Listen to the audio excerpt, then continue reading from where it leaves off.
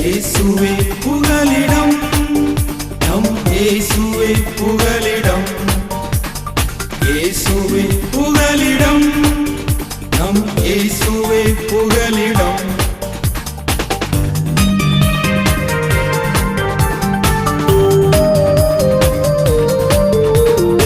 ஆறுகளை நாங்கள் கடக்கும் போதும், மலைகளை தாண்டி நடக்கும் போதும், ஆறுகளை நாங்கள் கடக்கும் போதும், மலைகளை தாண்டி நடக்கும் போதும், இம்மட்டும் எங்களை இவை போல் காத்தது சுவிசேஷம் சொல்வதற்கு.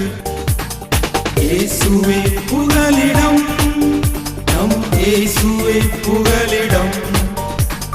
இயேசுவே புகலிடம், நம் இயேசுவே புகலிடம். ஆண்டவரும் இரட்சகருமாகிய இயேசு கிறிஸ்துவின் இனிய நாமத்தினாலே உங்களை வாழ்த்துகிறேன். இன்றைக்கும் வசனத்தின் வெளிச்சத்துல உங்களை கொண்டு வந்து இயேசுவே புகலிடம் என்பதை உங்கள் மத்தியில பறைசாற்றுவதற்காக, திரும்பவும் ஒரு வாய்ப்பை கர்த்தர் தந்ததற்காக நான் அவரை ஸ்தோத்திரிக்கிறேன். மாதந்தோறும் இந்த மிஷனரி ஊழியத்துல, குறிப்பாக மிஷனரிகளுக்காக, மிஷனரிகளுடைய பிள்ளைகளுக்காக, எங்களுடைய நேபாளத்தில் உள்ள 330 பிள்ளைகளுடைய மாதாந்திர பராமரிப்புகளுக்காக, விசேஷமாக கட்டப்பட்டு வரும் சபைகளுக்காக, ஃபீட் நேபாள் தலைமை அலுவலகங்களுக்காய் செபித்துக் கொள்ளுங்கள். ஒருவேளை வாய்ப்பும் வசதியும் உடையவர்கள் இந்த தரிசனத்திற்காக நீங்கள் உதவி செய்ய வேண்டும் என்று சொன்னால், ஜெபத்தோடு கூட எங்களை தொடர்பு கொள்ளுங்கள். நிச்சயமாய் இந்த வருடத்துல ஒரு நல்ல ஆவிக்குரிய பொருளாதார, குடும்பத்துக்குள்ள சமாதானத்தையும் சந்தோஷத்தையும் கர்த்தர் தருவார். நல்ல ஒரு விளைச்சலை நீங்கள் காண்பீர்கள். நீங்கள் அனுப்பக்கூடிய, நேபாளுக்காக அனுப்பக்கூடிய காணிக்கைகள் நேபாளுக்காய் மட்டும் பயன்படுத்தப்படும். அதுபோல ஒளிபரப்புக்காக பயன்படுத்தக்கூடியது ஒளிபரப்புக்குன்னு நீங்க கொடுக்கிறது. ஹெவன்ஸ் கார்டனுக்கான கட்டுமான பணிகள் அது தனியாக, எல்லாமே தனித்தனியாக ஒழுங்கும் கிரமமாக செய்வதற்கு தேவன் எங்களை பலப்படுத்தி இருக்கிறார். தொடர்ந்து ஜெபித்துக் கொள்ளுங்கள். ரசீதுகளை கேட்டு பெற்றுக்கொள்ளுங்கள். அக்னாலஜ்மெண்ட், நீங்கள் கொடுத்த பணம் சரியான நேரத்தில் வந்து கிடைத்திருக்கிறதா, சரியான இடத்தில் அது வந்திருக்கிறதா என்பதை நீங்கள் தெரிந்து கொள்ளுங்கள். அதுபோல மிக முக்கியமான ஒன்று, நேபாள் ஊழியத்திற்கு உதவி செய்யக்கூடியவர்களுக்கு நேபாளத்தில் நடக்கக்கூடிய அப்டேட்டுகள் நிச்சயமாக வழங்கப்படுகிறது. அது கேட்பவர்களுக்கு அனுப்பப்படும். மற்றபடி பொதுவாக இதை எல்லாருக்கும் காமனாக அனுப்ப முடியாத சூழ்நிலைகள் உண்டு. ஜெபித்துக் கொள்ளுங்கள். கர்த்தர் பெரிய காரியங்களை செய்வார். என் அன்பு தேவ ஜனமே, தேவன் நம்ம மேல வச்சிருக்கக்கூடிய திட்டங்களை குறித்து, என் மேல கர்த்தர் என்ன தேவ திட்டம் வச்சிருக்கிறாரு, ஏன் என்னுடைய வாழ்வில சில காரியங்களை நான் என்னதான் பிளான் பண்ணாலும் அது கடைசியில அங்கதான் வந்து நிற்கும். சில பிள்ளைகளுக்கு நாம சில முயற்சிகள் எடுத்துட்டே இருப்போம், ஆனா பிள்ளை கடைசியில அங்கதான் வந்து நிற்கும். சில வீட்டுல சில பிசினஸுக்காக முயற்சி எடுப்பாங்க, ஆனால் எல்லாம் முடிஞ்சு கடைசியில திரும்பவும் அதே இடத்துலதான் வந்து நிற்கும். ஆரம்பித்த அதே இடத்திற்குள்ளதான் திரும்பவும் வந்து நிக்குது. எங்க போனாலும் திரும்ப திரும்ப எனக்கு இந்த பிரச்சனை வருது, இல்லைன்னா எங்கே போனாலும் இந்த வியாதி என்னை துரத்துகிறது, எங்க போனாலும் திரும்பவும் என்னை பழைய இடத்திலே கொண்டு விடுது. அப்படி ஒரு சூழ்நிலைமையில நீங்கள் இன்றைக்கு இந்த வார்த்தையை கேட்டுக்கொண்டிருப்பீங்கன்னா உங்களுக்கு நான் சொல்லுகிறேன், உங்க மேல தேவன் ஒரு திட்டத்தை வைத்திருக்கிறார். அந்த தேவ திட்டத்தை புரிந்து கொள்வதற்குத்தான் கர்த்தர் விரும்புகிறார். என்னோட திருப்பிக் கொள்ளுங்க. எரேமியா 29வது அதிகாரம், அதில் உள்ள 11வது வசனம். இந்த வசனம் நமக்கு மிகவும் தெளிவாக சொல்லுகிற ஒரு வார்த்தை. நீங்கள் எதிர்பார்க்கும் முடிவை உங்களுக்கு கொடுக்கும்படிக்கு நான் உங்கள் பேரில் நினைத்திருக்கிற நினைவுகளை அறிவேன் என்று கர்த்தர் சொல்லுகிறார். அவைகள் தீமைக்கல்ல, சமாதானத்துக்கு எதுகான நினைவுகளே. நல்லா நீங்க புரிந்து கொள்ளணும். இங்க நீங்கள் எதிர்பார்த்திருக்கும் முடிவை உங்களுக்கு கொடுக்கும்படிக்கு நான் உங்கள் பேரில் நினைத்திருக்கிற நினைவுகளை அறிவேன் என்று கர்த்தர் சொல்லுகிறார். முதலாவது, தேவன் நம்மை நினைக்கிறார். நீங்கள் இதை தெளிவா புரிந்து கொள்ளணும். நிறைய வசன ஆதாரங்கள் எல்லாம் சொல்லி இந்த செய்தியை பெரிதாக்காம 3 காரியங்கள், அந்த 3 காரியத்தை உங்க இருதயத்துக்குள்ள வைத்துக் கொள்ளுங்க. இந்த உலகத்துல நம்மோடு கூட இருக்கிறவர்கள், நம்ம பக்கத்துல இருக்கக்கூடியவர்கள், ஒருவேளை அது கணவனா இருக்கலாம், மனைவியா இருக்கலாம், பிள்ளைகளா இருக்கலாம். சில நேரத்துல பக்கத்தில் இருக்கக்கூடியவர்கள் கூட நம்மை மறந்து போகக்கூடிய சூழ்நிலைமைகள் உண்டு. ஆனால் அப்படிப்பட்ட சூழ்நிலைமையில கூட நம்மை நினைக்கிற ஒரு தெய்வம் உண்டு. நம்மை நினைத்து நம்முடைய திட்டத்தை நினைவுபடுத்துகிற ஒரு தெய்வம் உண்டு. அவர்தான் இயேசு. நம்மை குறித்த திட்டங்களை நினைக்கக்கூடிய அந்த தெய்வத்தை இன்றைக்கு நீங்கள் நினைத்து பார்க்கணும். ஐயா, எல்லா பிரச்சனைகளும் சுத்தி சுத்தி சுத்தி அங்கேதான் வருது. பல நேரங்களில் விரக்தியில உட்கார்ந்து இருக்கிறோம். நான் உங்களுக்கு சொல்லுகிறேன், உங்க மேல ஒரு தேவ திட்டம் இருக்கிறது. நீங்கள் அவரை நினைத்து பாருங்கள். ஏனென்றால் அவர் உங்களை நினைக்கிறார். அவருக்கு தெரிந்திருக்கிறது நீங்கள் ஏதோ ஒரு முடிவை நீங்கள் எதிர்பார்த்து காத்திருக்கிறீங்க. தொடர்ச்சியாக 5 விதமான வியாபாரத்தை செய்து வந்த ஒரு சகோதரனை எனக்கு தெரியும். அவர் ஆரம்பத்துல செய்தது நிலங்களை வாங்கி விற்கக்கூடிய, வீடுகளை வாடகைக்கு எடுத்து கொடுக்கக்கூடிய ஒரு மீடியேட்டராக வேலை பார்த்தவர். ஆனால் திருமண நாட்களில இந்த வேலைக்கு எப்படி பெண்ணை கொடுப்பது, இப்படிப்பட்ட ஒரு மீடியேட்டரை நம்பி எப்படி பெண் கொடுப்பதுலாம் சொல்லி சில காரியங்கள் வந்தது. நான் நினைத்துக் கொள்ளுங்க, நீங்கள் இப்ப கேட்டுக்கொண்டிருக்கக்கூடிய உங்களுக்கு சொல்லுகிறேன், ஏகதேசம் 7 வருடங்களுக்கு பிறகு அந்த சகோதரனை பார்க்கும் பொழுது திரும்பவும் அதே தொழிலை இன்றைக்கு குடும்பமாக செய்யக்கூடிய காலத்தை பார்க்கிறேன். தேவன் உங்கள் மேல ஒரு நினைவை வைத்திருக்கிறார். அவர் உங்களை நினைத்து பார்க்கிறார். பலர் உங்களை மறந்து போனாலும், பலர் உங்களை தெரியாமல் இருந்தாலும், பலர் உங்களை பார்த்தும் பார்க்காமல் போனாலும், உங்களை நினைக்கக்கூடிய ஒரே தெய்வம் இயேசு மட்டும்தான். ஏனென்றால் அவர் உங்கள் மேல ஒரு தேவ திட்டத்தை வைத்திருக்கிறார். என் அன்பு தேவ பிள்ளைகளை, விசேஷித்த வார்த்தைகளை இன்றைக்கு நான் உங்களுக்கு சொல்லுகிறேன். விசேஷித்த நன்மைகளை கர்த்தரிடத்திலிருந்து பெற்றுக்கொள்ள நீங்கள் ஒரே ஒரு காரியத்துல உறுதியாயிருங்கள். என்னை நினைக்கிற ஒரு தெய்வம் உண்டு. ஒருவேளை என் தாய் என்னை மறந்து போகலாம், என் தந்தை என்னை மறந்து போகலாம், என்னுடைய பெற்றோர்கள் மறந்தாலும், என் பிள்ளைகள் என்னை கைவிட்டாலும், என்னை நினைக்கிற ஒரு தெய்வம் என்னோடு கூட உண்டு. அவர் பரிசுத்த ஆவியானவராய், அவர் ஒரு தேற்றரவாளனாய் என்னோடு கூட இருக்கிறார் என்ற உணர்வு நமக்குள்ள இருக்கட்டும். அல்லேலூயா சொல்லுங்களேன். அல்லேலூயா. திரும்பவும் நான் உங்களுக்கு சொல்லுகிறேன், ஆண்டவர் நம்மோடு கூட இருந்து காரியங்களை வாய்க்க பண்ணுகிறார். இந்த வசனம் சொல்லுகிறது, நீங்கள் எதிர்பார்க்கும் முடிவை உங்களுக்கு கொடுக்கும்படிக்கு நான் உங்கள் பேரில் நினைத்திருக்கிற நினைவுகளை அறிவேன் என்று கர்த்தர். எரேமியா தீர்க்கதரிசி சொல்லுகிற இந்த வார்த்தை அந்த ஜனங்களுடைய பரிதவிப்பின் காலகட்டங்களில அவர் சொல்லுகிறார். அந்த சிறைப்பட்டு போன அந்த அனுபவத்துல இருக்கும் பொழுது எரேமியா தீர்க்கதரிசியினுடைய உறுதிப்பாடு, அவருடைய வாயிலிருந்து வந்த தீர்க்கமான வார்த்தைகள் இது. கர்த்தர் சொல்லுகிறதை அப்படியே சொல்லுகிறார். என் அன்பு தேவ பிள்ளைகளை, எத்தனை பேர் நீங்க சொல்ல முடியும், இந்த ஆண்டவர் எனக்காக வைத்திருக்கக்கூடிய தேவ திட்டத்தை நான் அறிந்திருக்கிறேன். என் வீட்டுல, என் குடும்பத்துல, என் கணவன் மேல, என் மனைவி மேல, என் பிள்ளைகளின் மேல ஒரு தேவ திட்டம் இருக்கிறது. அதனால தான் இந்த காரியங்களை கர்த்தர் அனுமதித்திருக்கிறார். கர்த்தர் தனது தேவ திட்டத்தை என் பிள்ளை மேல, என் வீட்டு மேல, என் குடும்பத்தின் மேல, என் பெற்றோரின் மேல அந்த தேவ திட்டம் வெளிப்படும் வரை நான் காத்திருப்பேன் அல்லது எதிர்பார்த்திருப்பேன். ஏனென்றால் என்னுடைய முடிவு என்ன என்பதை, எனக்கான முடிவு எப்படிப்பட்டது என்பதை தேவன் அறிந்திருக்கிறார். நிச்சயமாக முடிவு உண்டு. கர்த்தர் சொல்லுகிறார், நிச்சயமாய் முடிவு உண்டு. உன் நம்பிக்கை வீண் போகாது. காரணம், கர்த்தர் உங்கள் பேரில ஒரு அழகான தேவ திட்டத்தை வைத்திருக்கிறார். அன்பு தேவ பிள்ளைகளை, சில நேரங்களில உங்களுடைய ஆரம்பம் அற்பமான ஆரம்பமாய் இருக்கலாம். இதற்கு ஒரு முடிவில்லை. இது ரொம்ப மெதுவா போயிட்டு இருக்குது, ஸ்லோ ப்ராசஸ்ல போகுது. திடீர்னு எனக்கு வருமானம் வரல, திடீர்னு பணம் வந்து குமியல, எனக்குன்னு பெரிய ஒரு ரொட்டேஷன் வரல, என்னை சுற்றி ஒரு பெரிய கூட்டம் இல்லை, நான் வெளியிட்ட ஒரு பாடல் கொஞ்சம் பேர் தான் பார்க்கறாங்க, கொஞ்சம் பேர் தான் பார்த்திருக்கிறாங்க. சிலருடைய பாடல்கள்ல பல மில்லியன் மக்கள் பார்க்கிறேன்னு சொல்லி புலம்பிக் கொண்டிருக்கக்கூடிய உங்களுக்கு நான் சொல்லுகிறேன், உங்க பேர்ல தேவன் ஒரு திட்டத்தை வைத்திருக்கிறார். உங்களை மெதுவாக அழைத்து போவதற்கு, அல்லது உங்களின் மேல உங்களுடைய கெப்பாசிட்டியை தாண்டி உங்களால் தாங்க முடியாத ஒரு சுமையை வைக்காதபடிக்கு கர்த்தர் உங்களை மெதுவாக அழைத்து செல்கிறார். நீங்கள் அதை புரிந்து கொண்டு அவருடைய கரத்தை நீங்கள் பற்றி கொள்ளும் பொழுது தேவன் என் மேல் என்ன திட்டம் வைத்திருக்கிறார் என்பதை நீங்கள் உணர்ந்து கொள்ள முடியும். எத்தனையோ குடும்பங்களில பிள்ளைகளின் மேல தேவன் வைத்திருக்கக்கூடிய திட்டங்களை உணர்ந்து கொள்ளாமல், என் குடும்பத்துல அவங்க அப்படி படிக்கிறாங்க, இவங்க இப்படி படிக்கிறாங்க, எங்க அண்ணன் குடும்பத்துல எல்லாரும் டாக்டர்ஸ், என்னுடைய தங்கச்சி குடும்பத்துல எல்லாருமே என்ஜினியரா இருக்கிறாங்க, பிசினஸ் பண்றாங்க, என் பிள்ளையும் அப்படிதான் மாத்த போறேன், என் மகளையும் அப்படிதான் மாத்த போறேன், என் மகனையும் அப்படிதான் மாத்த போறேன்னு சொல்லிட்டு என்னென்னமோ யோசிக்கிறோம், என்னென்னமோ பண்ணுகிறோம். என் அன்பு பெற்றோர்களே, உங்கள் இருதயங்களில தேர்வு எழுதக்கூடிய இந்த நாட்களில உங்க பிள்ளைகளின் மேல தேவன் வைத்திருக்கக்கூடிய திட்டங்களை நினைத்து ஜெபியுங்கள். ஓடிக்கிட்டே இருக்கிறோம், ஓடிக்கிட்டே இருக்கிறோம். எங்க யார் என்ன பேசினாலும் ஓடிக்கிட்டே இருக்கிறோம்.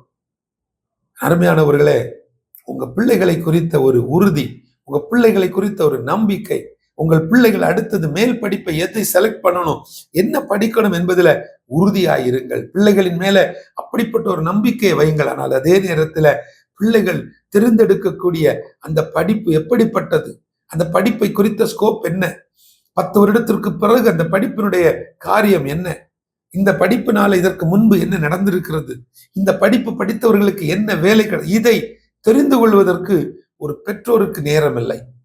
ஒரு பெற்றோருக்கு அதை தெரிஞ்சுக்கிட்டு அந்த காரியத்துல உடன்படுவதற்கு நேரம் இல்லை. அதனால என்ன செய்கிறோம், பிள்ளைகளிடத்துல அந்த பொறுப்பை கொடுக்கிறோம். பிள்ளைகள் என்ன செய்கிறார்கள், தனிமையா போறதுக்கு பயந்துகிட்டு அவங்க என்ன செய்கிறாங்க, கூச்சப்பட்டுக்கிட்டு வெக்கப்பட்டுக்கிட்டு ஒரு 10 பேரை சேர்த்துக்கிட்டு மொத்தமா போய் படிக்கணும்னு போறாங்க. இன்றைக்கும் அப்படிப்பட்ட ஒரு அவல நிலைமைக்கு, அப்படிப்பட்ட ஒரு பரிதாப நிலைமைக்கு என் பிள்ளைகள் இருப்பதை பார்த்து நான் வேதனைப்படுகிறேன். என் அன்பு தேவ பிள்ளைகளை, 5 பிள்ளைகள், 3 பிள்ளைகள் குழுவாக நின்று ஒரே இடத்துலதான் நாங்க படிச்சோம், ஒரே இடத்துலதான் நாங்க வேலைக்கு போவோம், எப்ப வேலை கிடைக்குதோ அது வரைக்கும் நாங்க சும்மா இருப்போம் என்று சொல்லி எத்தனையோ வாலிப பிள்ளைகள், எத்தனையோ வாலிப தம்பிமார் இதே தமிழ்நாட்டுக்குள்ளால, இதே சென்னை பட்டணத்துக்குள்ளால அங்கங்கே சும்மா ஒரு வீடை எடுத்து சேர்ந்து ஒருத்தர் தங்கி கொண்டு ஒரு பெரிய கலாச்சார சீரழிவை நீங்கள் பண்ணி கொண்டிருக்கிறீங்க. உங்களுக்கு புரியவே இல்லை, உங்களால புரிந்து கொள்ள முடியல. தேவன் உங்க மேல ஒரு திட்டத்தை வைத்திருக்கிறார் என்பதை புரிந்து கொள்ளாமல் அற்ப நேரத்துக்காக, அற்ப சுகத்துக்காக, உங்களுடைய நண்பர்களை திருப்திப்படுத்துவதற்காக, உங்க தோழிகளை திருப்திப்படுத்துவதற்காக நீங்கள் இணைந்து ஒரு வீட்டை எடுத்து சோற பொங்கி சாப்பிட்டு, இதுக்கா இத்தனை வருஷம் கஷ்டப்பட்டு உங்களை பெற்றோர்கள் உங்களை படிக்க வைத்தார்கள் என்பதை நீ புரிந்து கொள்ள வேண்டும். ஏனென்றால் தேவன் உன்னை நினைத்திருக்கிறார், அவர் உங்களை நினைத்து கொண்டே இருக்கிறார். அவர் உங்கள் மேல் ஒரு திட்டம் வைத்திருப்பதனாலே அந்த திட்டம் நிறைவேற வேண்டும் என்பதை கர்த்தர் நினைத்து பார்க்கிறார். ஆனால் நீங்கள் அதை நினைத்து பார்க்கவில்லை. என் அன்பு தேவ பிள்ளைகளை, ஒரு காரியத்தை யோசிச்சு பாருங்க. அநேக வாலிப பிள்ளைகள் இன்றைக்கு வேலைக்காக வேகமாய் போகிறோம். நான் இங்கதான் இருக்கிறேன், எனக்கு மதிப்பு இல்லை, நான் படிச்ச வேலைக்கு வேல்யூ இல்லை, உடனே இங்கிருந்து கிளம்பி அடுத்த மாவட்டத்துக்கு போறோம், அடுத்த மாநிலத்துக்கு போகிறோம், அடுத்த தேசத்துக்கே போகிறோம். நீங்க யோசித்து பாருங்க, பானைக்குள்ள இருந்தாதான் அகப்பையில வரும். உள்ள பானையில இருக்கணும் முதல்ல, அங்க உணவு இருந்தாதான் அந்த அகப்பை போட்டு எடுக்கும் பொழுது அதுல வரும். அதை நீங்க புரிந்து கொள்ளுங்க. உங்க மேல ஒரு தேவ திட்டம் இருப்பது உண்மைன்னு சொன்னா, நீங்கள் உங்கள் படிப்புக்கு ஏற்ற, திறமைக்கு ஏற்ற, உங்கள் வாழ்க்கையின் அடுத்த நிலைமையினுடைய வளர்ச்சிக்கு ஏற்ற காரியங்களை தெரிந்து கொள்வீர்கள். இதை நீங்கள் தெளிவாய் நீங்க புரிந்து கொள்ளுங்க. எந்த ஒரு அப்டேஷனும் இல்லாம, எந்த ஒரு காரியத்தை கற்றுக்கொள்ளாம நீங்களா இங்க உட்கார்ந்துகிட்டு எனக்கான சம்பளம் கிடைக்கல, எனக்கான மரியாதை கிடைக்கல, எனக்கான பொறுப்புகள் இன்னும் வரலன்னு சொல்லி யோசித்து கொண்டிருக்கக்கூடிய அன்பு பிள்ளைகளே, கர்த்தர் சொல்லுகிறார், நீங்கள் எதிர்பார்த்திருக்கும் முடிவை உங்களுக்கு கொடுக்கும்படிக்கு நான் உங்கள் பேரில் நினைத்திருக்கிற நினைவுகளை அறிவேன். இரண்டாவதாக, கர்த்தர் நம்மை குறித்த திட்டங்களை அவர் அறிந்திருக்கிறார். முதலில் நினைத்திருக்கிறார், அடுத்தது அவர் அறிந்திருக்கிறார். அவர் உங்களை அறிந்திருப்பதனால, உங்கள் திட்டங்களை அவர் முழுமையாய் அறிந்திருப்பதனாலே கர்த்தர் சொல்லுகிறார், உன் நினைவுகள் என்னுடைய நினைவுகள் அல்ல, உன்னுடைய வழிகள் என்னுடைய வழிகள் அல்ல. நீங்க 10 பேர் 5 பேர் சேர்ந்து அங்கங்கே தங்கி இருந்து மனிதர்களை திருப்திப்படுத்தக்கூடிய, பெற்றோரை ஏமாற்ற பண்ணக்கூடிய, பெற்றோருடைய மனதை கஷ்டப்படுத்தக்கூடிய காரியங்களை நீங்கள் செய்து கொண்டிருப்பது என்னுடைய வழி அல்ல. என்னுடைய வழி உங்களுக்காக நான் வைத்திருக்கக்கூடிய திட்டத்தை நீங்கள் புரிந்து கொண்டு அடுத்த ஸ்டெப் எடுத்து வைப்பது, அப்படியே தங்கி இருப்பதல்ல, அப்படியே முடங்கி கிடப்பதல்ல. கர்த்தர் உன்னோடு பேசி கொண்டிருக்கிறேன். அன்பு மகளே, உன்னுடைய இருதயத்துக்குள்ள நீ நினைத்து கொண்டிருக்கிறாய். நம்ம படிச்ச படிப்புக்கு சில பிள்ளைகள், வாலிப பிள்ளைகள், வாலிப தம்பிமார்ட்ட பேசும் பொழுது வேடிக்கையா சொல்லுவாங்க, என் கூட படிச்ச ஒருத்தனுக்கு வேலை கிடைக்கல. சிம்பிளா சொல்லிடுவாங்க, என் கூட படிச்ச ஒருத்தனுக்குமே வேலை கிடைக்கல. இதுக்கு என்ன அர்த்தம் அப்படின்னா, ஒருத்தனுக்குமே வேலை கிடைக்கல, அதுல எனக்கும் வேலை கிடைக்காது. அப்படி இல்லை. உங்க மேல கர்த்தர் வைத்திருக்கக்கூடிய திட்டத்தை நீங்கள் புரிந்து கொண்டு அவருடைய சமூகத்துல உங்கள் வாலிப பிராயத்துல சிருஷ்டிகரை நினைக்கக்கூடிய அந்த அறிவுல நீங்கள் கடந்து வந்தால், நீங்கள் அவரை அறிவதை நீங்கள் அவரை அறிந்திருப்பதை மேன்மையாக கருதினால் அவரும் உங்களை அறிந்திருப்பார். இன்னைக்கு அவர் உங்க மேல ஒரு திட்டத்தை வைத்திருக்கிறதுனால நீங்கள் எதிர்பார்க்கக்கூடிய அந்த முடிவை உங்களுக்கு தர வேண்டும் என்று சொல்லி கர்த்தர் விரும்புகிறார். என் அன்பு தேவ பிள்ளைகளை, எத்தனை பேர் நீங்க சொல்ல முடியும்? உங்களால சொல்ல முடியுமா? ஆண்டவர் என் வாழ்வில என்னை குறித்து அறிந்திருக்கிறார், என்னுடைய திறமைகளை கர்த்தர் அறிந்திருக்கிறார், என் தாளந்துகளை கர்த்தர் அறிந்திருக்கிறார், என்னுடைய வறுமையை கர்த்தர் அறிந்திருக்கிறார், என்னுடைய பிரச்சனைகளை கர்த்தர் அறிந்திருக்கிறார். எந்த சூழலுமையிலையும் விழுந்து போகாத, எந்த சூழலுமையும் என்னை இழக்காத, எந்த சூழலுமையிலையும் பரிசுத்தத்தை விட்டு விலகாத என்னை கர்த்தர் அறிந்திருக்கிறார் என்று எத்தனை பேர் சொல்ல முடியும்? வாலிப பிள்ளைங்க தேர்வு எழுதுறதுக்காக ஆயத்தப்படுத்திட்டு இருக்கிறீங்க. 10ஆம் வகுப்பு, 11ஆம் வகுப்பு, 12ஆம் வகுப்பு தேர்வுகளை எழுதும் என்பதாக நான் திரும்ப திரும்ப உங்களுக்கு இதை சொல்லும் பொழுது வேடிக்கை. உங்களுக்கு கடினமான பாடம் இருந்தா தெரியப்படுத்துங்க. உங்களோடு கூட நாங்க ஜெபிக்கிறோம், நாங்க ஜெபம் பண்றோம், நீங்க பாஸ் ஆயிருவீங்கன்னு சொல்ல முடியாது. அந்த வார்த்தை இங்க சொல்லுவது முடியாது. ஏனென்றால் விசுவாசத்தை தேவன் உங்களை வர்த்திக்க பண்ணுகிறார், உங்களை நடப்பிக்கிறார், உங்களை அவர் கரங்களை பிடித்து நடத்துகிறார். அவர் உங்கள் மேல் வைத்த திட்டங்களை நினைப்பது மாத்திரமல்ல, அந்த திட்டங்களை கர்த்தர் அறிந்திருக்கிறார். என் அன்பு தேவ பிள்ளைகளே, எத்தனை பேர் இன்றைக்கு ஒப்பு கொடுக்க போகிறீங்க? ஆண்டவரே, என் மேல இருக்கக்கூடிய அந்த தேவ திட்டத்தை எனக்கு வெளிப்படுத்துங்கப்பா. என் மேல இருக்கக்கூடிய அந்த தேவ திட்டம், என் மேல இருக்கிற அந்த உணர்வு எனக்குள்ள உண்டாகட்டும் என்று சொல்லி எத்தனை பேர் நீங்க ஒப்பு கொடுக்க போகிறீங்க? படிச்சு முடிச்சாச்சு, காலேஜ் முடிச்சாச்சு, இன்னமும் நான் படிச்சுட்டே இருக்கிறேன்னு சொல்லக்கூடிய நிறைய பிள்ளைகளை பார்க்கிறோம். அன்பு மகளே, நீ அடிக்கடி சொல்லுகிற நான் திரும்ப இன்னும் நிறைய படிக்க போறேன்னு. நீ படிக்கலாம், படிப்பதற்கு ஒரு காலம் உண்டு. இப்போ உன் வாழ்க்கையில கர்த்தர் வைத்திருக்கக்கூடிய திட்டங்களில் ஒன்று என்ன தெரியுமா? நீ உடனடியா வேலைக்கு போகணும். அது உனக்கு தேவன் வைத்திருக்கிற திட்டம். உனக்கு ஒரு வேலை கிடைச்சோன்னா உனக்கான ஒரு ஏற்ற துணையை தந்து உன்னை ஒரு குடும்பமா மாற்ற வேண்டும். இது ஒரு தேவ திட்டம். உனக்கு ஒரு குடும்பம் வந்த உடனே அந்த குடும்பத்துல ஒரு பரிசுத்த சந்ததியை தரணும். அது தேவனுடைய திட்டம்.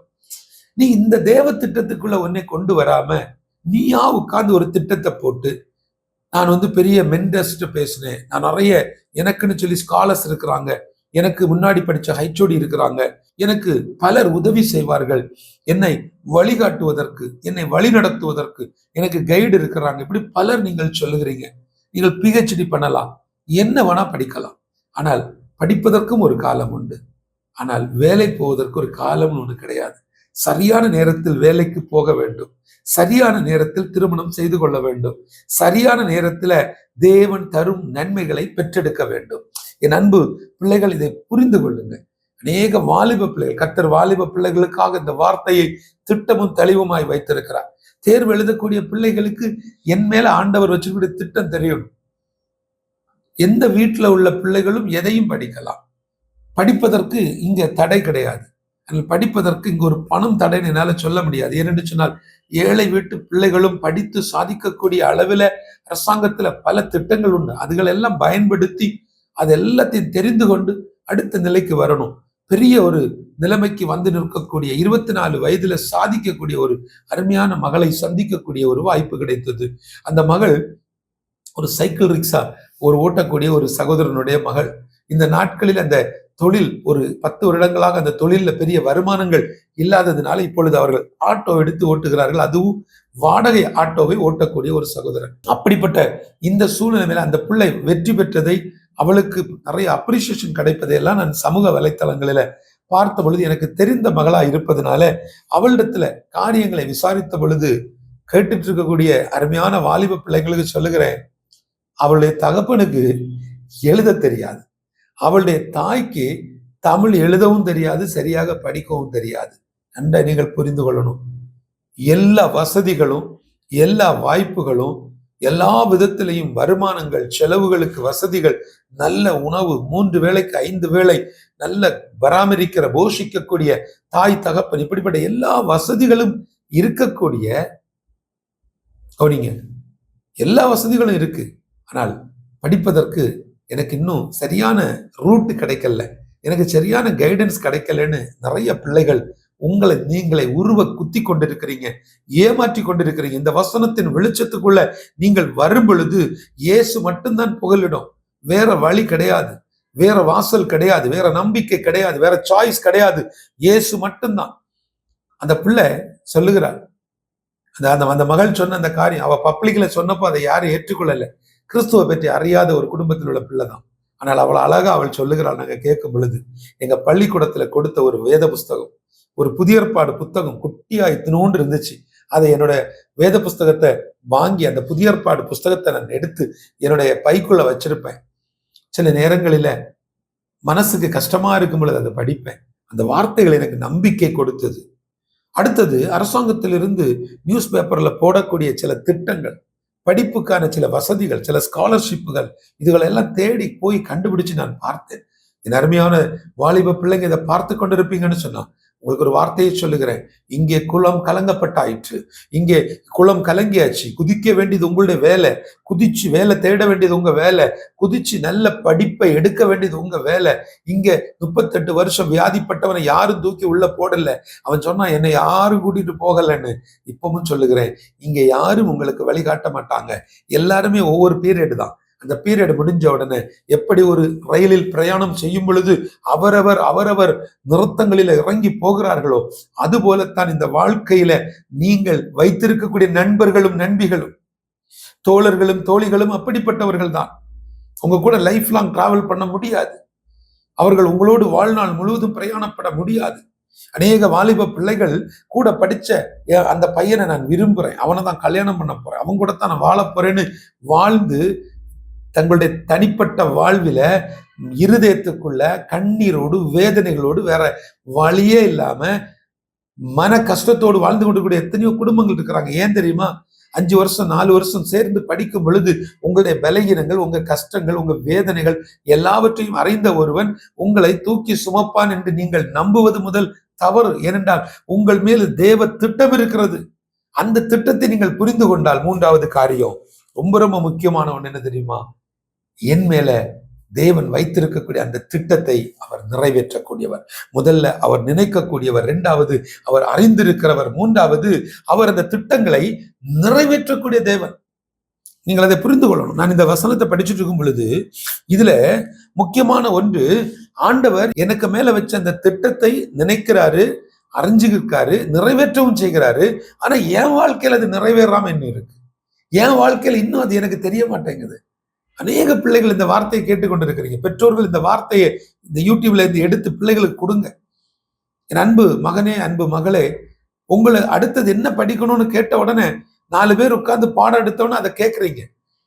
அடுத்தது என்ன படிக்கலாம், அடுத்தது என்ன சாதிக்கலாம், நீங்கள் யார், வாட்ஸ் நெக்ஸ்ட், இதெல்லாம் சொன்ன உடனே உட்கார்ந்து பணத்தை கொடுக்குறீங்க, போய் கேட்குறீங்க, கன்சல்ட் பண்றீங்க. சில பெரிய பெரிய ஸ்தாபனங்கள் இதை சொல்லுகிறாங்க, சில தொலைக்காட்சிகள் இதெல்லாம் காட்டுறாங்க. நல்லது, இதெல்லாம் தெரிந்து கொள்ளுங்க. ஆனால் என் மீது வைத்திருக்கக்கூடிய தேவ திட்டம் எப்படிப்பட்டதோ அதை சார்ந்த படிப்பு, அதை சார்ந்த வேலை, அதை சார்ந்த காரியத்துக்குள்ள நான் போகும் பொழுது தேவன் என் மேல் வைத்திருக்கக்கூடிய திட்டம் விளங்கும். தேவன் என் மேல வைத்திருக்கக்கூடிய ஒரு தேவ திட்டம் ஒருவேளை ராஜ்ய கட்டுமான பணியாக இருக்கலாம். ஒரு அல்லேலூயா சொல்லுங்களேன். ஆமென், ஆமென். இந்த வார்த்தை அப்படியே உங்களுக்கு நடக்குங்க. விசுவாசத்தோட நான் உங்களுக்கு சொல்லுகிறேன். ஐயா, எனக்கு வயசுல ஆயிடுச்சுங்க, எனக்கு ரொம்ப வயசாயிட்டு, எனக்கு 70 வயசு தாண்டிடுச்சுங்க, 70 வயசுக்கு மேல இனி என்ன நடக்கும், போக வேண்டியதுதான், இந்த மாதிரிலாம் சொல்லாதீங்க. 70 வயதுக்கு மேல என்னங்க, 80 வயதுக்கு மேல என்ன? கர்த்தர் உங்க மேல ஒரு திட்டம் வச்சிருந்தா அது படுக்கையில நீங்க படுத்து கிடந்தாலும் அந்த படுக்கையில இருக்கும் பொழுதே அந்த தேவ திட்டத்தை கர்த்தர் உங்களை கொண்டு செய்து முடிப்பார். அல்லேலூயா, அல்லேலூயா. என் அன்பு தேவ பிள்ளைகளே, இந்த வசனத்துல இந்த 3 காரியங்கள், அதாவது என்னை குறித்த தேவ திட்டத்தை அவர் நினைத்திருக்கிறார், அவர் அறிந்திருக்கிறார், அவரே நிறைவேற்றுவார். ஆனா எனக்கு ஒண்ணுமே நடக்கலையே.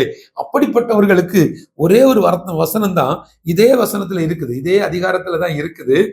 எரேமியா 29 அதில் உள்ள 13வது வசனம், உங்கள் முழு இருதயத்தோடும் என்னை தேடினீர்களானால் என்னை தேடுகையில் கண்டுபிடிப்பீர்கள். அவரை தேடி கண்டுபிடிக்கிறது மட்டும்தான் இனி நமக்கான வேலை. சரியான படிப்பை தேடி கண்டுபிடிக்கணும், சரியான வேலையை தேடி கண்டுபிடிக்கணும், சரியான குடும்பத்தை தேடி கண்டுபிடிக்கணும். இது எல்லாமே நம்ம தேட வேண்டிய, அந்த தேடுவதுங்கிறது ஒரு ப்ராசஸ் இருக்கு. போகவே மாட்டாங்க. ஃப்ரெண்டு சொல்லுவான், இந்த காலேஜில் நான் போறேன், அவனுக்கு தெரிஞ்சது அது ஒண்ணுதான். ஒரு கூட படிச்ச ஒரு பிள்ளை சொல்லுவா, ஏம்மா நானும் இங்கே தான் போறேன், அவளும் அங்கதான் வரா, உடனே முடிஞ்சு.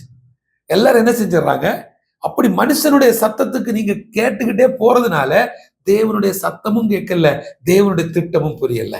இன்னைக்கு இந்த வார்த்தையை கேட்டுக்கொண்டிருக்கக்கூடிய உங்களுக்காக நான் ஜெபிக்க போகிறேன். கர்த்தர் உங்களோடு பேசுவார். நான் விசுவாசிக்கிறேன். இந்த வசனம், இந்த வார்த்தை, இது ஒரு யதார்த்தமான ஒரு வார்த்தை, ஒரு அன்பின் பகிர்வு தான், பெரிய தேவ செய்தி அல்ல. இந்த செய்தியுடைய சாராம்சம் உங்களுக்கு சொல்லப்பட்டிருக்கக்கூடிய ஒன்றே ஒன்று, எதிர்பார்க்கும் முடிவு. அந்த எதிர்பார்க்கும் முடிவு தேவனுடைய திட்டமாயிருக்கிறது. அந்த திட்டம் கர்த்தர் நம்மள நினைத்திருக்கிறார். கர்த்தர் என்னை அறிந்திருக்கிறார். அவரே எனக்கு அதை நிறைவேற்றி தருவார். ஆனால் என் வாழ்க்கையில ஒரு பெரிய தாமதம். அதற்கு காரணம் என்ன?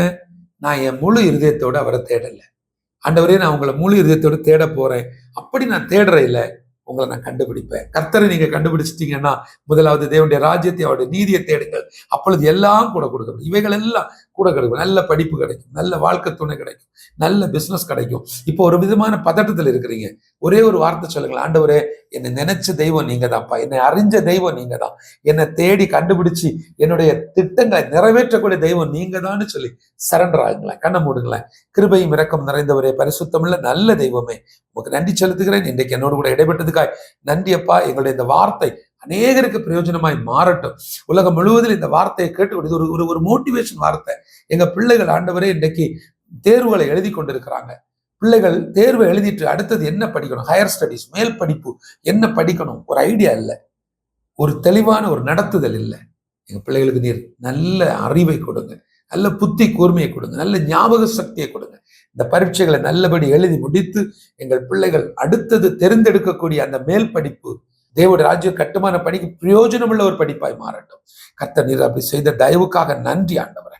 நீர் எங்கள் கரங்களில கொடுத்திருக்கக்கூடிய தரிசனங்களை நிறைவேற்றுவதற்கு, வசனம் சொல்ல முடியாத ஒரு தேசத்தை குறித்த ஒரு தரிசனத்தை தந்து ஆண்டவரே, நீர் கொடுக்கிற இந்த ஞானத்தை பயன்படுத்தி, இந்த பரலோக ஞானத்தை கொண்டு அந்த ஜனங்களுக்கு போதிப்பதற்கும், சுவிசேஷத்தை சொல்லுவதற்கும், அவர்களுக்காக சில சபைகளை கட்டி கொடுப்பதற்கும், அவர்களுடைய அடிப்படை தேவைகளை சந்திப்பதற்கும் தேவன் இந்த ஜனங்களை, இந்த ஜப பங்காளர்களை நீர் நினைத்திருக்கிறீரப்பா. இவர்களை நீர் அறிந்திருக்கிறீர் ஆண்டவரே. இவர்கள் வாழ்வில உமது திட்டங்களை நிறைவேற்றக்கூடிய வல்லமை உள்ள நேரங்களை எங்க கண்களில தாங்க.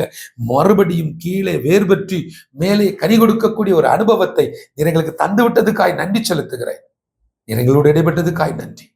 இந்த நாளிலேயும் கூட இந்த தரிசனத்திற்காக, இந்த ஊழியத்திற்காக, நேபாளுக்காக, இந்த ஒளிபரப்பிற்காக, ஹெவன்ஸ் கார்டனுக்காக உதவி செய்கிற பொருத்தனை எடுத்திருக்கிற ஒவ்வொருவரையும் கர்த்தர் நீர் ஆசீர்வதி, பலப்படுத்தும், பாதுகாத்துக் கொள்ளும். துதிகனமையும் எல்லாவற்றையும் அப்பா ஒருவருக்கே செலுத்துகிறேன். இயேசுவின் மூலம் ஜெபிக்கிறேன் நல்ல பிதாவே. ஆமேன், ஆமேன், ஆமேன். எனக்கு மிகவும் பிரியமான அன்பு தேவஜனமே, இன்றைக்கும் கூட உங்களோடு சில காரியங்களை பேசியிருக்கிறேன். தேவ திட்டங்களை குறித்த தெளிவில்லாதவர்கள், வாலிப பிள்ளைங்க, அருமையான தம்பிமார், தயவு செஞ்சு உங்களுக்கு மனசுக்குள்ள ஏதாவது குழப்பம் இருக்கு, ஒரு தெளிவில்லை, எக்ஸாம் நாட்கள்ல ஒரு விதமான கலக்கம், பதட்டம், பரீட்சை எழுத போகும்பொழுது கையெல்லாம் வேர்வை வருது, ஒரு படபடப்பு இருக்குன்னா, உன் எக்ஸாமை நான் எழுத முடியாது, உன் கூட வந்து நான் காட்டி கொடுக்க முடியாது, உன் கூட வந்து நான் எதுவும் பண்ண முடியாது. ஆனா உன் கரத்தை பிடித்து உன்னை உள்ளே அழைத்து சென்று உன் பயத்தை நீக்கி உன் கூட நிற்கிற ஒரு தெய்வம் உண்டு. அந்த பரிசுத்த ஆவியானவரை பலமாய் பிடித்துக்கொள். நீ பரீட்சை எழுதி முடிகிறது வரைக்கும் உங்களுக்காக ஜெபிப்பதற்கும், உங்களை பலப்படுத்தும் ஜெபத்துல உங்களை தாங்குவதற்கு நாங்கள் ஆயத்தமா இருக்கிறோம். என்னுடைய நம்பர்ல கால் பண்ணுங்க, நாம் பேசுவோம். கர்த்தருக்கு சித்தமானால், கர்த்தருடைய வருகை தாமதிக்குமானால் அடுத்த வாரம் இதே நாள், இதே நேரம், இதே தொலைக்காட்சியில் உங்களை சந்திக்கும் வரை உங்களிடமிருந்து விடைபெறுவது உங்கள் அன்பு சகோதரன் Matthew. May God bless you. உலகம் உன்னை உதறி போனாலும், நம்பின உறவுகள் மறைந்து போனாலும், உலகம் உன்னை உதறி போனாலும், நம்பின உறவுகள் மறைந்து போனாலும், உன்னை தேடி வந்தது நான் அல்லவோ,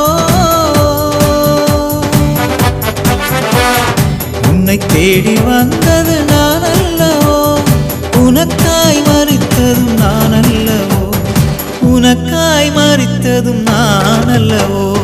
உனக்குள்ளே வாசம் செய்ய எனக்கொரு வாய்ப்பு கொடு, என்னை மட்டும் சுவாசித்திட இதயத்தை இன்றே தந்துவிடு, இதயத்தை இன்றே தந்துவிடு. உன்னை வாளாக்காமல் தலையாக்குவேன், உன்னை கீழாக்காமல் மேலாக்குவேன். உன்னை வாளாக்காமல் தலையாக்குவேன், உன்னை கீழாக்காமல் மேலாக்குவேன்.